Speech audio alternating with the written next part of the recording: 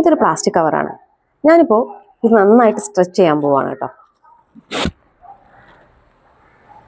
നിങ്ങൾ കാണുന്നുണ്ടാവും ഞാനിത് സ്ട്രെച്ച് ചെയ്യുന്ന സമയത്ത് എത്രത്തോളം മാർക്സ് അതിൽ ഫോം ചെയ്തു എന്ന കാര്യം കണ്ടില്ലേ.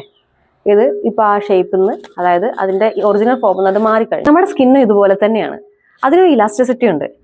അതിന് താങ്ങാൻ പറ്റുന്നതിലും കൂടുതൽ സ്ട്രെച്ച് അതിന് വരുന്ന സമയത്ത് ഇങ്ങനെ ലൈൻസ് ഫോം ചെയ്യും. അതിനെയാണ് സ്ട്രെച്ച് മാർക്സ് എന്ന് പറയുന്നത്.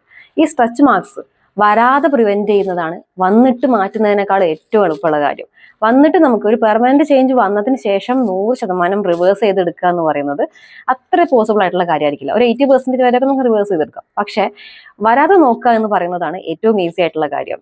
എന്താണ് ഇവിടെ സംഭവിക്കുന്നത് വെച്ചാൽ, നമ്മുടെ സ്കിന്നിനെ നന്നായിട്ട് മോയ്സ്ചറൈസ് ചെയ്ത് ഹൈഡ്രേറ്റഡ് ആക്കി വെക്കുകയും അതിന്റെ ഇലാസ്റ്റിസിറ്റി ഇംപ്രൂവ് ചെയ്യുകയും ചെയ്യാണ്. അപ്പോൾ എന്ത് സംഭവിക്കും? അതൊരു സ്ട്രെച്ച് അതിന് വരുന്ന സമയത്ത് ഈസി ആയിട്ട് മാർക്സ് ഇല്ലാതെ സ്ട്രെച്ച് ചെയ്യാനായിട്ട് നമ്മൾ സ്കിന്നിനെ സഹായിക്കുകയാണ് ചെയ്യുന്നത്. ഇപ്പോൾ പ്രഗ്നൻസി പീരീഡിൽ, അതുപോലെ തടി പെട്ടെന്ന് കൂടുന്ന അവസരങ്ങളിലൊക്കെ നമുക്ക് സ്ട്രെച്ച് മാർക്സ് വരാതിരിക്കാനായിട്ട് ഓയിൽസും കാര്യങ്ങളും ഉപയോഗിക്കാവുന്നതാണ്.